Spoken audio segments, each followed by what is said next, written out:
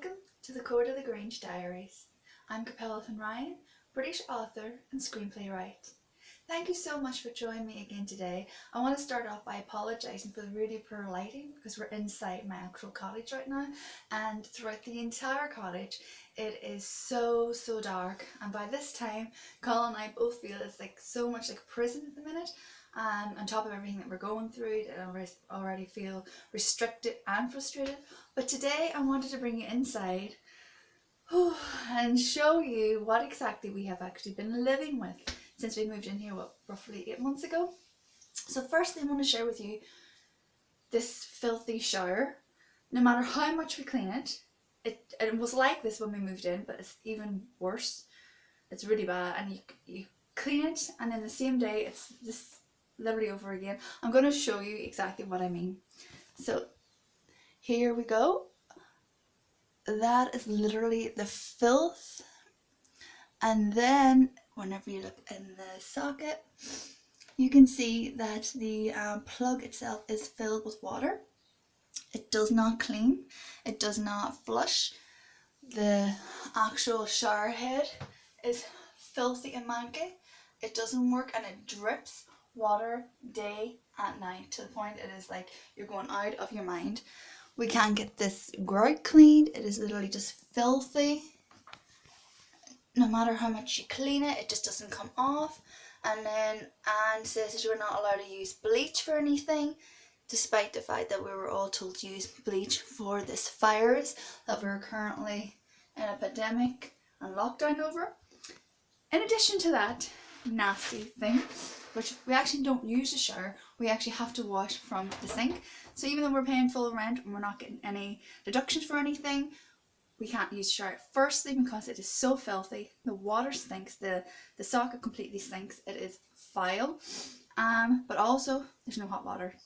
You literally will be in the shower and it's a little bit warm, and then the next thing it runs freezing cold, and it is too much of a shock to my system to constantly freeze in the shower, because I've literally screamed a few times and Colin thought something was wrong. It was just that it got so cold so fast. But also, this is how poor their professionalism or lack of is. The toilet seat. They knew the toilet seat wasn't fixed whenever we moved in, and they showed it also a little bit crooked. I'm going to show you right now what the toilet seat is like. It was literally like this when we moved in, and they've never gotten anything to fix it. The minute Anne's toilet, around December time I think it was, it broke and was like that. She got Colin to fix it immediately because it was like, oh no, I'm too scared to use the toilet seat that was not fixed. I might fall off, or she was just too worried about using it. So it wasn't good enough for her, but it's good enough for us, paying a lot of money for rent for this kind of accommodation. And they argue with the point that it's not substandard. We can't shower. That's a basic hygiene necessity or basic human right in a civilized country, to have a shower, a running water shower, and to have hot water that you can shower substantially, that you can shower regularly.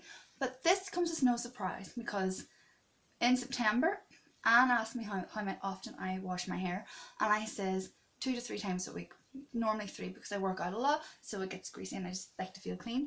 Oh no, that's too much. Her and Tom jumped on me and says I clean too much. When I asked Anne how regularly she cleaned her hair, and she bathed once a month. Now, everybody's entitled to their own way of life.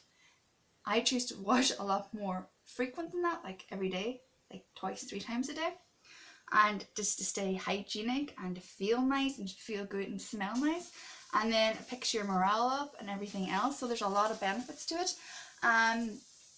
But this is basically the standard of life that she has expected us to pay for 8 months, almost a full entire year. So I wanted to also show you a few other little bits and pieces. I'm going to turn this up here.